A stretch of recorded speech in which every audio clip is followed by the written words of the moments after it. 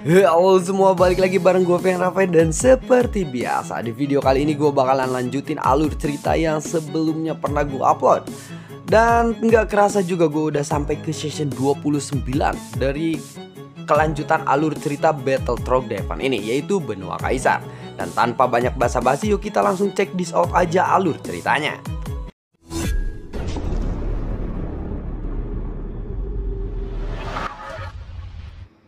Di episode sebelumnya, Saiyan telah menggabungkan dirinya dengan Klon Yonghe, di mana dia merasa kegilaan atau seperti orang yang kesetanan. Dia menggunakan Klon Yonghe yang berada jauh di levelnya. Namun, itu membuat Saiyan memiliki kekuatan yang sangat luar biasa. Kemudian tubuhnya bergerak dan dia langsung menjatuhkan dirinya ke dalam lautan api yang sebelumnya telah dia bentuk. Gerakannya menjadi semakin cepat. Daduduk, buar. Suara ledakan pun terus-menerus terdengar di lautan api Saiyan ini. Dan pada saat ini terlihat bahwa Saiyan sedang melambaikan pedang Bang Huang Quanzong-nya untuk memicu gelombang api dan juga petir yang sangat hebat. Fluktuasi mengerikan ini pun menyebar dari tubuhnya. Dan bahkan sosok nomor 3 ini merasakan rasa penindasan yang sangat luar biasa dari Saiyan kali ini. Apakah dia benar-benar sudah gila, ucap dari si nomor 3 ini. Pedang Bang Huang Quanzong yang sedang dipegang oleh Saiyan pun sekarang tampaknya diayunkan dengan sangat liar dan tanpa pemikiran ataupun tujuan. Di mana Saiyan sepertinya sedang melakukan gerakan yang benar-benar membabi buta. Meskipun Saiyan menebas-nebasnya secara acak, serangan itu mengandung kekuatan immortality yang begitu kuat. Di bawah serangan gila Saiyan, dua energi pedang yang menakjubkan milik nomor 3 ini akhirnya bisa runtuh. Kenapa dia tiba-tiba bisa sekuat itu? Gumam dari si nomor 3 ini sambil memandang ke arah Saiyan yang bisa mengalahkan energi pedangnya. Nomor 3 ini merasa tidak percaya diri saat melihat ledakan kekuatan Saiyan yang tiba-tiba ini. Aku tidak menyangka kamu akan menyembunyikan kekuatanmu itu, gumam dari si nomor 3 lagi ini. Pada saat ini, ketika nomor 3 berpikir, Saiyan telah mengalahkan energi pedang dari nomor 3 ini. Dia langsung melesat lagi sambil memegang pedang Bang Huang Quanzong miliknya dan menebaskannya dengan sangat ganas. Wush, buar. Sementara itu, nomor urut 3 ini tidak berani ceroboh karena ia memang merasakan kekuatan dari serangan Saiyan yang bertambah berlipat-lipat ganda. Kamu benar-benar bisa untuk mempersulitku, tetapi aku sudah menghitung bahwa kamu mungkin memang punya teknik rahasia untuk melawanku. Bagi kami petarung-petarung dulu di dunia Taishu, sampah sepertimu masih belum memenuhi syarat untuk bisa mengalahkan orang-orang dari dunia Taishu. Teknik pedang ilahi, penekan wushu terlarang, teriak dari nomor 3 ini. Wuss. Sinar cahaya langsung menyapu dari depan nomor 3 ini, dan cahaya itu perlahan memadat menjadi sebuah pedang emas.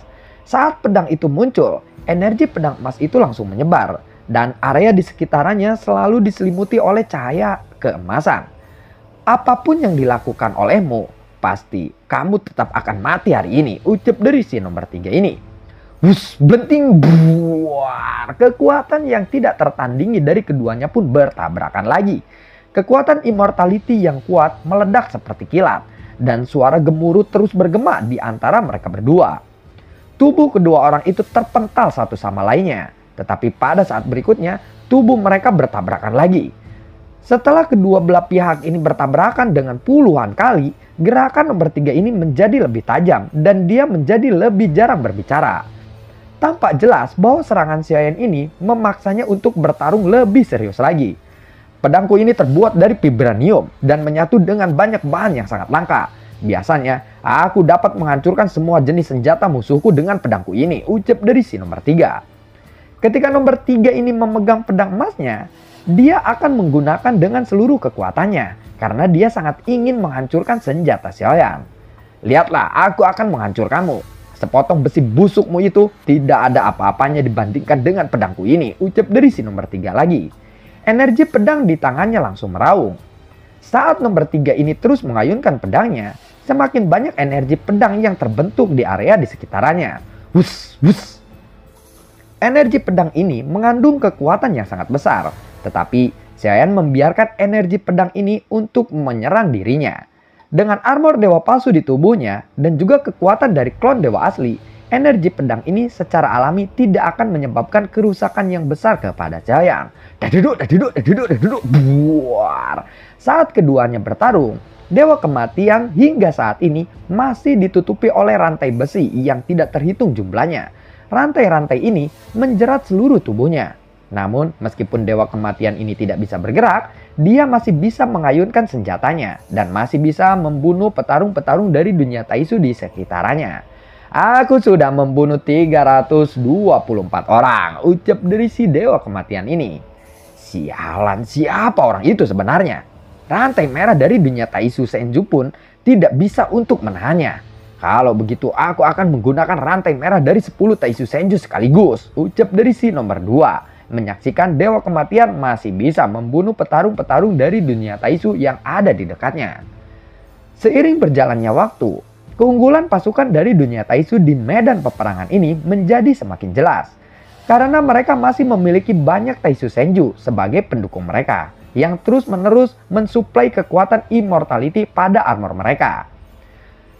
Hal ini membuat Blazing Army juga berangsur-angsur menjadi lebih lemah, di mana mereka melihat selalu ada kekuatan yang mengalir kepada pasukan dunia Taisu, dan itu mengisi kembali kekuatan immortality yang mereka miliki. Karena memang sangat sulit untuk membunuh pasukan dunia Taisu dengan momen seperti ini. Perang yang berkepanjangan ini jelas sangat merugikan mereka. Namun, kabar baiknya adalah sejak perang ini berlangsung, masih ada orang yang datang dari jauh untuk ikut berpartisipasi dalam perang ini. Dan tanpa disadari pasukan Blazing Army, semuanya menjadi semakin bertambah jumlahnya. Komandan nomor 2, menurutku pertempuran ini seharusnya tidak perlu menghabiskan konsumsi sumber daya yang besar. Jika kita membunuh permaisuri, menurutku pertempuran ini akan langsung berakhir. Karena tanpa pemimpin, orang-orang itu pasti akan kacau balau, ucap dari seseorang yang berada di belakang nomor 2 ini. Mendengar hal itu, nomor 2 pun tiba-tiba mengangkat kepalanya, lalu menatap ke arah sang permaisuri. Saat ini, dia sedang memandang ke arah sang permaisuri yang sedang bersandar di permadani Bludru di atas kepala naganya. Dari ekspresinya, dia sepertinya merasa bahwa perang ini pasti akan dimenangkan olehnya.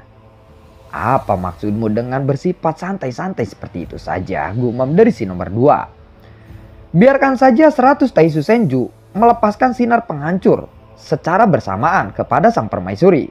Dengan kekuatan itu, permaisuri pasti akan hancur berkeping-keping.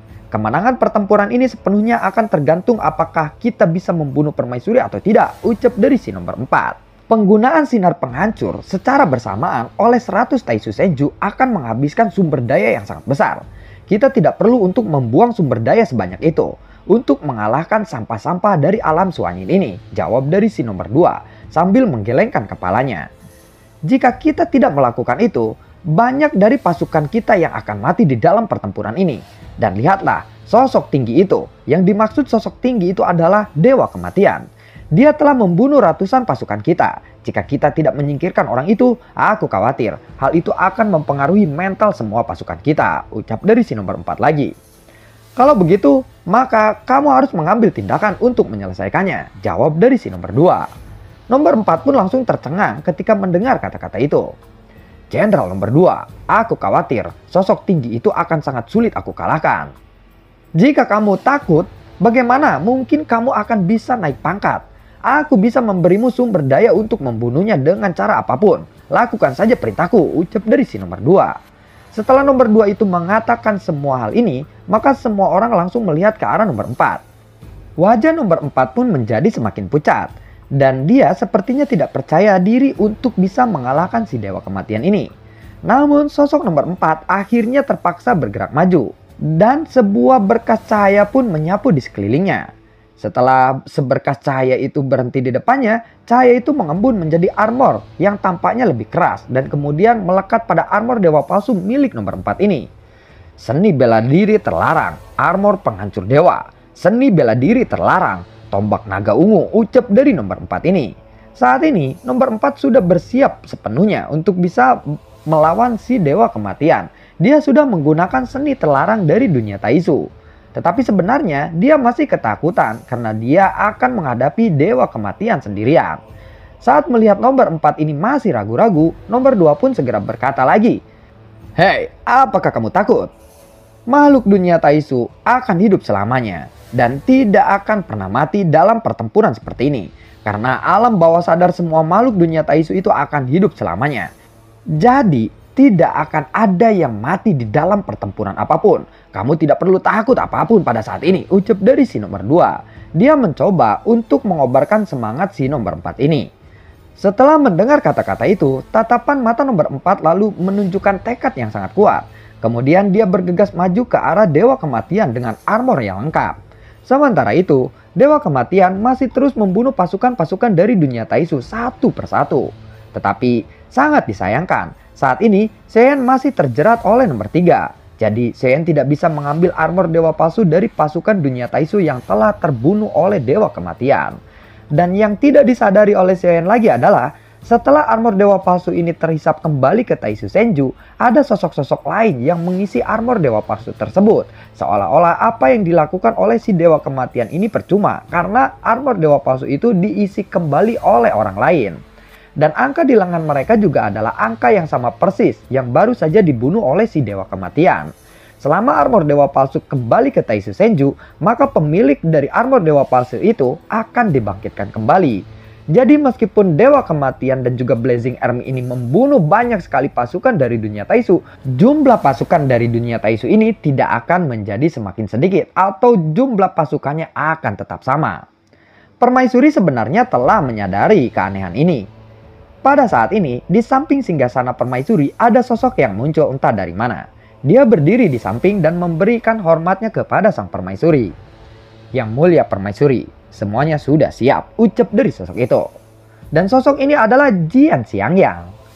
Apakah kamu yakin semua orang dari dunia Taisu yang ada di dalam alam Suanyin ini telah benar-benar berkumpul di sini? Tanya dari sang Permaisuri. Mendengar itu Jian Xiangyang pun lalu mengangguk. Aku mendapat kabar dari informan kita bahwa semua orang-orang dunia Taisu telah tiba di sini, ucap dari Jian Xiangyang. Permaisuri pun lalu mengangguk ketika mendengar kata-kata itu. Yang mulia Permaisuri, kapan Anda akan menutup jaringnya? Tanya dari Jian Xiangyang lagi. Tidak perlu terburu-buru. Pertempuran ini sepertinya sudah disiapkan untuknya. Dan itu akan terserah kepadanya, ucap dari sang Permaisuri. Yang dia maksud adalah Xiaoyan. Jian Xiangyang pun tercengang ketika mendengar itu. Dan tatapan matanya melihat ke arah pertarungan Xiaoyan. Anda akan membiarkan dia untuk mengambil keputusan? Yang mulia Permaisuri, bukankah itu tidak sedikit masuk akal? Pertempuran ini telah memakan banyak korban. Jika terus ditunda, akan ada lebih banyak korban lagi. Mengapa dia yang membuat keputusannya kali ini? Tanya dari Jian Xiangyang.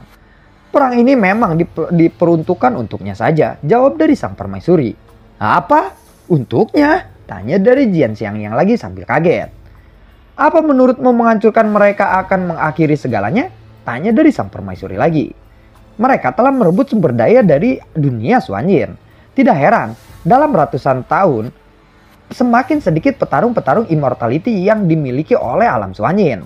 Dunia Taisu telah menyebabkan masalah ini terjadi. Jadi kita harus segera menghancurkan mereka, bukan? Tanya dari Jian Xiangyang. Setelah menghancurkan pasukan dari dunia Taisu ini, maka akan lebih banyak orang-orang dari dunia Taisu yang akan segera datang. Dan mereka yang datang pasti akan lebih kuat dari ini. Jika kamu bisa mengalahkan mereka semua kali ini, apakah kamu bisa mengalahkan mereka untuk kedua kalinya? Tanya dari sang Permaisuri. Setelah mendengar ini, Jian Xiangyang lalu menatap ke arah Saiyan dengan tatapan yang rumit. Dan dia segera berhenti berbicara, karena dia tahu jika dia terus melanjutkan ucapannya, dia pasti akan dipukul oleh sang Permaisuri. Tang ting tung, tang ting tung, tang ting tung, buar. Sementara itu, di sisi lain, suara tabrakan logam terus terdengar dari ujung yang jauh. Gelombang api dan juga energi pedang terus bertabrakan dengan sangat ganas. Namun yang membuat luar biasa adalah gelombang api Saiyan ini terlihat lebih unggul sekarang. Meskipun energi pedang nomor 3 ini sangatlah dahsyat, gelombang api Saiyan tampaknya jauh lebih dahsyat. Bagaimana mungkin ini bisa terjadi? Gumam dari si nomor 3. Saiyan sepertinya telah kehilangan akal sehatnya. Itu pasti karena reaksi yang ditimbulkan oleh klan Yonghe. Namun, kegilaan ini juga telah meningkatkan kekuatan tempur Saiyan beberapa kali lebih tinggi. Dengan tubuh immortality yang asli dan kekuatan immortality langkah ke-6 dari klan Yonghe, kekuatan tempur Saiyan juga telah mencapai tingkat yang belum pernah terjadi sebelumnya. Dalam keadaan seperti ini, Saiyan tidak bisa mengendalikan kesadarannya.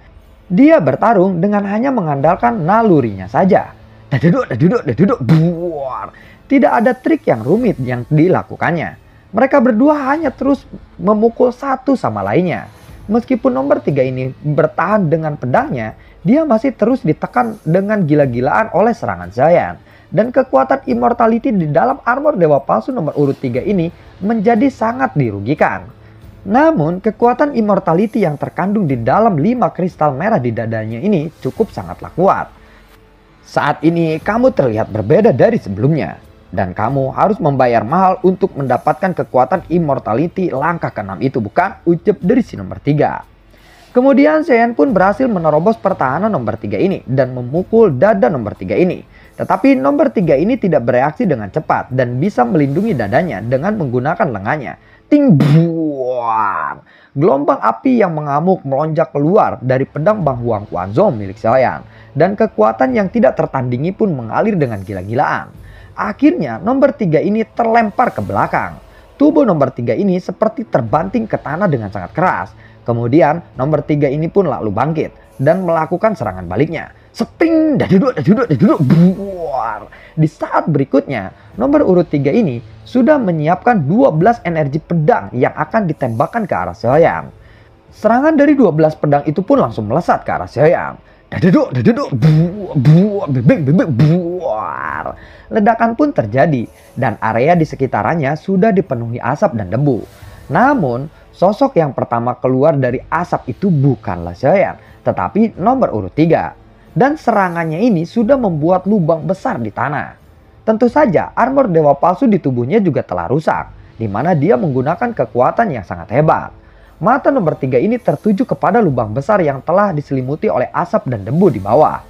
Pada saat yang sama, 12 pedang energi berwarna keemasan itu keluar dari lubang raksasa itu. Dan tidak lama kemudian terdengar suara menderu. Wuss. Aku yakin kamu tidak akan bisa selamat dari seranganku tadi, ucap dari si nomor 3 ini. Kemudian nomor 3 ini segera kembali ke arah Taisu Senju. Dia tidak peduli apakah Saiyan ini masih hidup atau sudah mati di lubang itu. Nomor 3 pun segera memunculkan sayap parkir hitam sama seperti yang digunakan oleh Saiyan. Dia hendak segera pergi dari sana. Tetapi saat nomor 3 ini berbalik, ada perasaan krisis yang segera menyelimutinya. Buar, api yang bercampur dengan petir berkedip-kedip membordar-bardir sayap nomor 3 ini dengan sangat ganas. Nyala api itu langsung menyelimuti nomor 3. Serangan berat dari Saiyan juga langsung mematahkan dadanya lagi. Tidak mungkin, aku telah menekannya dengan kekuatanku sendiri. Bagaimanapun juga, dia tidak akan mungkin selamat dari serangan itu. Lalu, kenapa dia masih bisa menyerangku dan muncul di depanku begitu saja? Ucap dari si nomor 3. Saat ini, kekuatan pertahanan dari armor dewa palsunya telah mencapai batasnya, sehingga sangat sulit untuk memblokir serangan Saiyan ini. Nomor 3 pun langsung berbalik dengan susah payah. Sulit baginya untuk bisa menerima bahwa Saiyan belum dikalahkan olehnya, dan mungkin dia akan dikalahkan oleh Saiyan. Ketika dia menoleh dengan susah payah, dia melihat sebuah wajah. Melihat itu, dia akhirnya mengerti. Ternyata yang baru saja aku segel dan aku hajar itu adalah klon dari orang ini, ucap dari si nomor 3. Dia sudah pasti kalah kali ini, dan kekalahan ini secara langsung akan mengorbankan nyawanya sendiri. Pada saat ini, dia dan juga Saiyan sudah diselimuti oleh asap dan juga debu. Jadi hanya sedikit orang saja yang bisa melihat pemandangan itu. Saiyan sendiri telah melangkah maju dan menjulurkan telapak tangannya untuk meraih pelindung wajah dari nomor 3 ini. Dan ada kobaran api hitam yang muncul dari kelima jarinya.